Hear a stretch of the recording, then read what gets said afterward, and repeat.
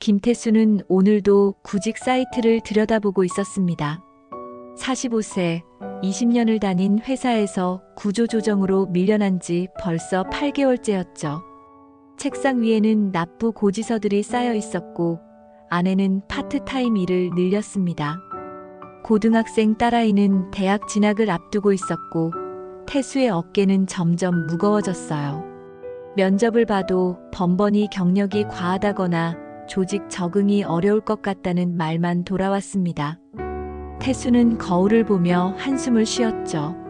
언제부턴가 눈가의 주름이 깊어지고 표정은 어두워져 있었습니다. 그때 휴대전화가 울렸어요. 화면에는 02로 시작하는 서울 시내 번호가 떠 있었습니다. 여보세요? 태수가 전화를 받자 차분하고 정중한 남자 목소리가 들려왔어요. 금융감독원 금융사기예방센터 이 과장입니다. 김태수 씨 맞으시죠? 태수는 순간 가슴이 철렁했습니다. 금융감독원이라니 무슨 일일까 싶었죠. 네, 맞는데요. 무슨 일이시죠? 고객님 명의로 개설된 대포 통장이 보이스피싱 범죄에 사용되고 있습니다. 지금 신속히 조치하지 않으면 고객님이 공범으로 입건될 수 있어요. 이 과장의 목소리는 진지했고 배경으로는 사무실 소음도 들렸습니다. 태수는 온몸에 식은땀이 흘렀어요. 대포 통장, 보이스피싱, 자신은 그런 것과 무관한데 어떻게 된 일일까요? 저는 그런 거 만든 적 없는데요. 태수의 목소리가 떨렸습니다. 고객님 신분증이 도용됐을 가능성이 큽니다. 지금 경찰 수사가 진행 중이고 고객님 계좌가 압류 직전입니다. 이 과장은 계속해서 긴박한 상황을 설명했어요. 태수는 머릿속이 하얘졌습니다. 그럼 어떻게 해야 하나요? 일단 고객님 계좌의 돈을 안전한 곳으로 옮겨야 합니다. 금감원 보호계좌로 임시 이체하시면 됩니다. 태수는 판단력을 잃고 있었어요. 가족을 지켜야 한다는 생각뿐이었죠. 알겠습니다. 어떻게 하면 되죠? 이 과장은 친절하게 절차를 설명하기 시작했습니다. 태수는 그 말을 그대로 따를 수밖에 없었어요. 이 과장의 지시는 구체적이고 체계적이었습니다. 태수는 그의 말에 따라 증권 계좌에 접속했어요. 고객님, 지금 보유하신 주식을 모두 매도하셔야 합니다. 계좌가 동결되기 전에요. 태수의 손가락이 떨렸지만 매도 버튼을 눌렀습니다. 그동안 모아온 주식 3천만 원어치가 순식간에 현금으로 바뀌었죠. 잘하셨습니다. 그런데 금액이 부족합니다. 최소 8천만 원은 있어야 신원 보증이 가능해요. 이 과장의 목소리에는 조급함이 묻어났습니다. 태수는 당황했어요. 8천만 원은 너무 큰 돈인데요. 고객님, 지금 범죄 연루 혐의를 벗으려면 자산 증명이 필요합니다.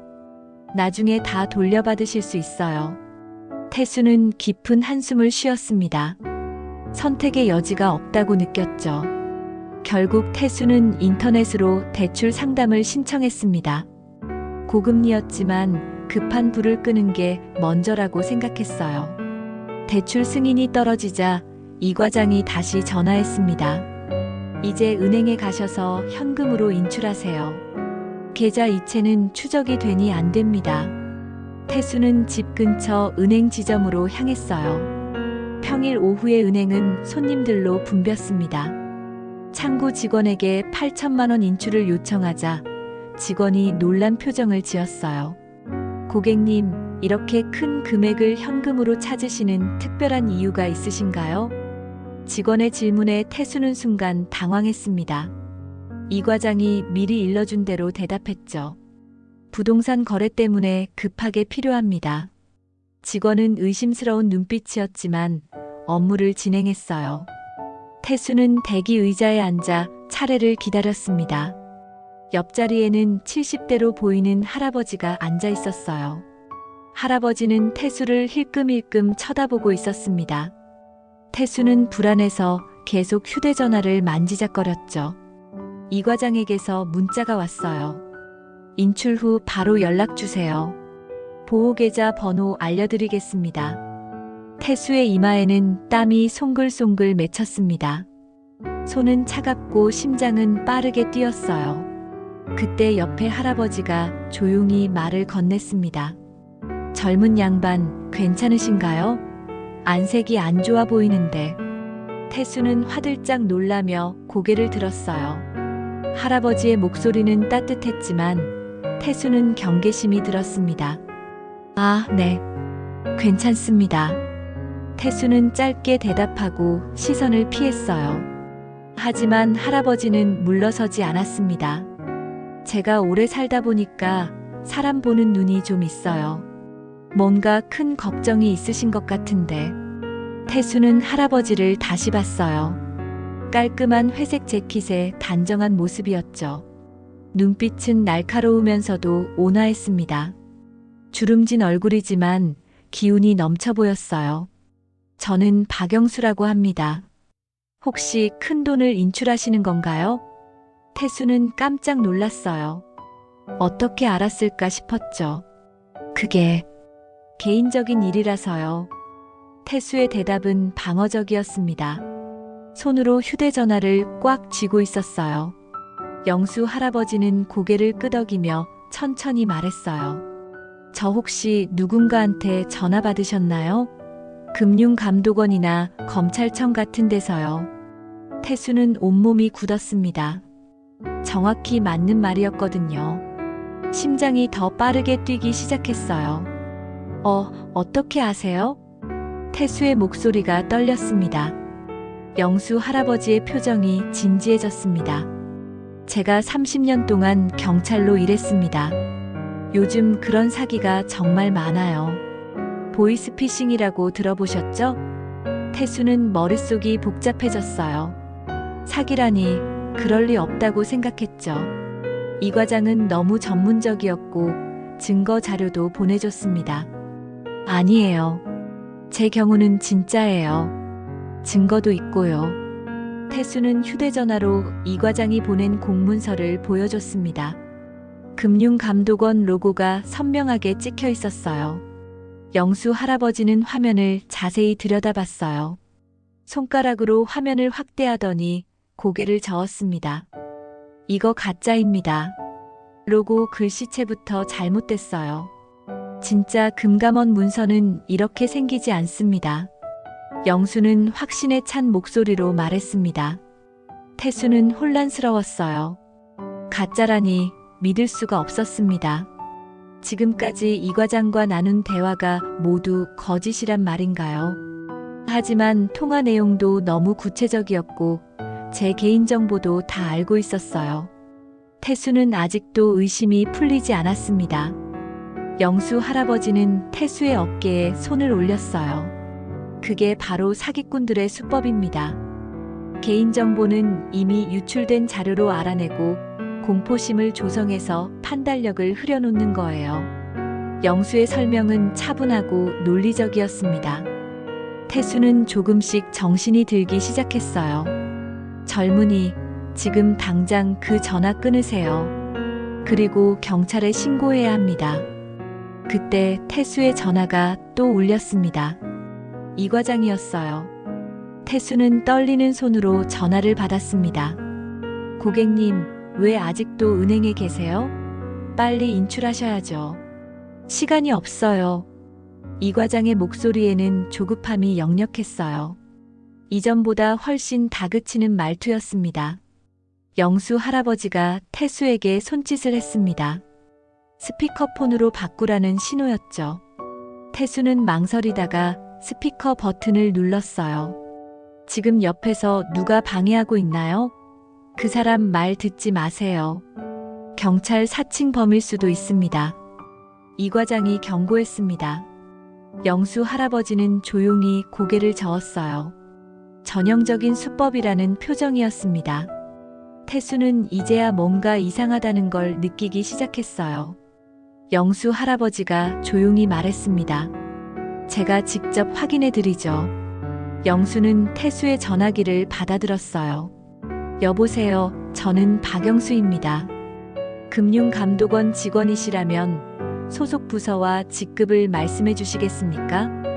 이 과장의 목소리가 당황한 듯 흔들렸습니다. 고객님과 직접 통화해야 합니다. 제3자와는 대화할 수 없어요. 영수는 미소를 지으며 계속 질문했어요. 그럼 금감원 대표번호 1332로 전화해서 확인하면 되겠네요. 전화기 너머로 잠깐의 침묵이 흘렀습니다. 고객님, 시간이 없습니다. 지금 당장 인출하지 않으면. 이 과장이 다급하게 말했지만 영수는 전화를 끊어버렸어요. 태수는 멍하니 할아버지를 바라봤습니다. 진짜 사기였나요? 태수의 목소리는 떨렸어요. 영수는 고개를 끄덕이며 태수 옆에 앉았습니다. 8천만 원 인출하려고 하셨죠? 그 돈 어디로 보낼 예정이었습니까? 태수는 휴대전화 메시지를 확인했어요. 이 과장이 보낸 주소가 있었습니다. 강남구 역삼동 어느 카페 앞에서 직원을 만나기로 했어요. 영수의 표정이 굳어졌습니다. 전형적인 보이스피싱 수법입니다. 그곳에 중간책이 대기하고 있을 겁니다. 태수는 비로소 상황을 이해하기 시작했어요. 온몸에 식은땀이 흘렀습니다. 만약 할아버지를 만나지 못했다면 8천만 원을 모두 잃을 뻔했죠. 제가 거의 모든 걸 잃을 뻔했네요. 태수의 손이 바들바들 떨렸습니다. 영수는 태수의 등을 가볍게 두드려줬어요. 다행히 아직 늦지 않았습니다. 지금 바로 경찰에 신고하세요. 영수는 자신의 명함을 꺼냈습니다. 오래된 명함이었지만 경찰청 수사과라는 글자가 선명했어요. 제 후배가 지금 강남경찰서 금융범죄팀에 있습니다. 제가 연락해 드릴게요. 영수는 즉시 전화를 걸었습니다. 여보세요, 김 형사? 나 박영수야. 지금 보이스피싱 사건 진행형이 있어. 영수는 상황을 간단 명료하게 설명했어요. 태수가 받은 전화 내용, 중간책과의 약속 장소, 시간까지 모두 전달했습니다. 네, 알겠습니다. 바로 팀 투입하겠습니다. 전화를 끊은 영수가 태수에게 말했어요. 경찰이 역삼동 카페 주변에 잠복할 겁니다. 당신이 예정대로 가는 척하면 중간책을 잡을 수 있어요. 태수는 두려움이 밀려왔습니다. 제가 직접 가야 하나요? 영수는 고개를 저었어요. 아니요, 경찰이 알아서 할 겁니다. 당신은 여기서 진술서만 작성하면 됩니다. 그때 은행 창구 직원이 태수를 불렀습니다. 김태수 고객님, 인출 준비 완료됐습니다.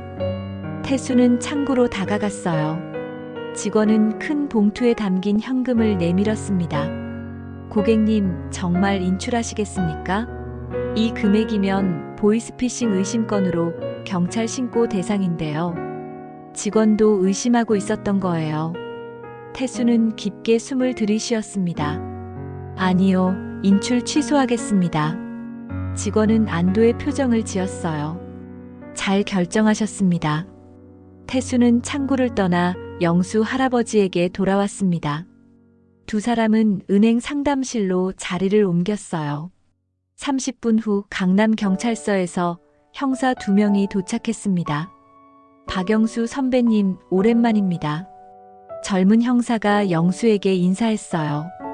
영수는 태수를 소개했습니다. 이분이 피해자입니다. 아직 돈을 넘기지 않았으니 미수에 그쳤어요. 형사는 태수에게 자세한 경위를 물었습니다. 태수는 처음 전화를 받은 순간부터 모든 걸 설명했어요. 중간책과 약속 시간이 1시간 남았네요.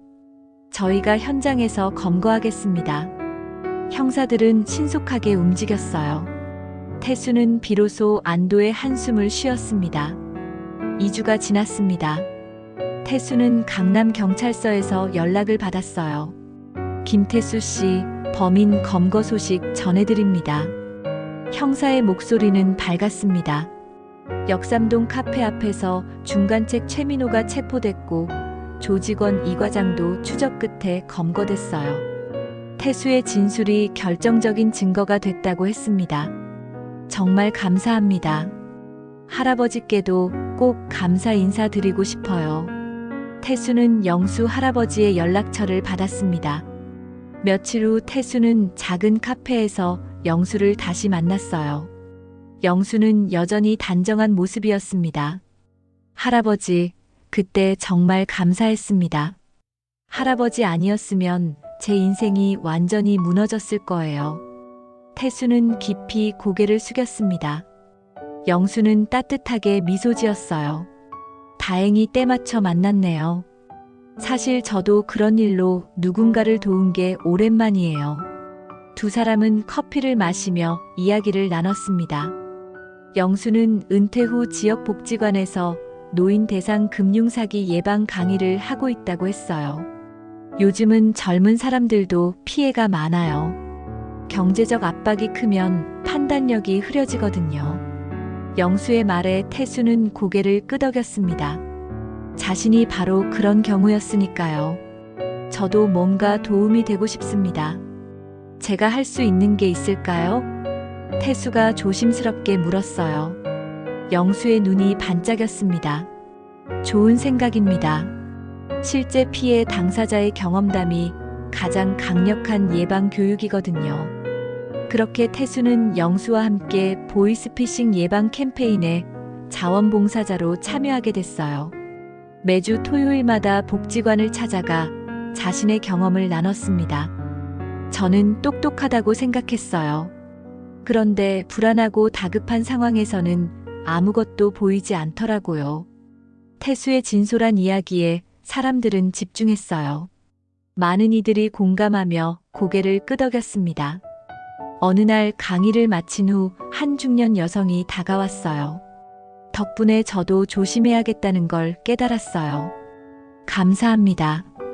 여성의 진심 어린 감사 인사에 태수는 뿌듯함을 느꼈습니다. 집으로 돌아가는 길에 영수가 말했어요. 태수 씨, 요즘 표정이 많이 밝아졌어요. 태수는 웃으며 대답했습니다. 그날 제가 잃을 뻔한 건 돈만이 아니었어요. 자존감도 가족도 모두 잃을 뻔했죠. 영수는 태수의 어깨를 가볍게 두드렸어요. 이제 새로운 시작입니다. 이 경험이 당신을 더 강하게 만들 거예요. 태수는 깊이 숨을 들이마셨습니다. 가을 하늘은 맑고 높았어요. 그날 이후 태수는 구직 활동도 다시 시작했습니다. 이번엔 조급하지 않았어요. 작은 회사의 격리직으로 새 출발을 하게 됐고 월급은 적었지만 마음은 편안했습니다. 주말마다 영수 할아버지와 함께하는 봉사활동은 태수에게 새로운 삶의 의미를 줬어요. 딸아이도 아빠의 변화를 느꼈습니다. 아빠, 요즘 많이 밝아지신 것 같아요. 딸의 말에 태수는 미소 지었어요. 응, 아빠가 소중한 걸 다시 발견했거든. 그것은 돈이 아니라 사람이었습니다. 어려울 때 손 내밀어준 영수 할아버지, 그리고 자신의 경험으로 누군가를 도울 수 있다는 사실이었죠. 태수는 창밖을 바라봤어요. 거리에는 사람들이 바쁘게 오가고 있었습니다. 그중 누군가는 지금 자신처럼 위기에 처해 있을지도 몰라요. 태수는 다짐했습니다. 이제 자신이 누군가에게 영수 할아버지 같은 존재가 되겠다고요. 휴대전화가 울렸습니다. 영수 할아버지였어요. 태수 씨, 다음 주 강의 준비 좀 도와주실 수 있나요? 태수는 밝게 대답했습니다. 물론이죠, 할아버지. 언제든 말씀하세요. 전화를 끊은 태수는 가족 사진을 바라봤어요. 아내와 딸의 환한 미소가 담긴 사진이었습니다. 태수는 그들을 지켜낸 것에 감사했어요. 그리고 그 기회를 준 영수 할아버지에게도요. 인생은 때로 예상치 못한 위기를 가져오지만 또한 예상치 못한 은인도 보내준다는 걸 태수는 배웠습니다.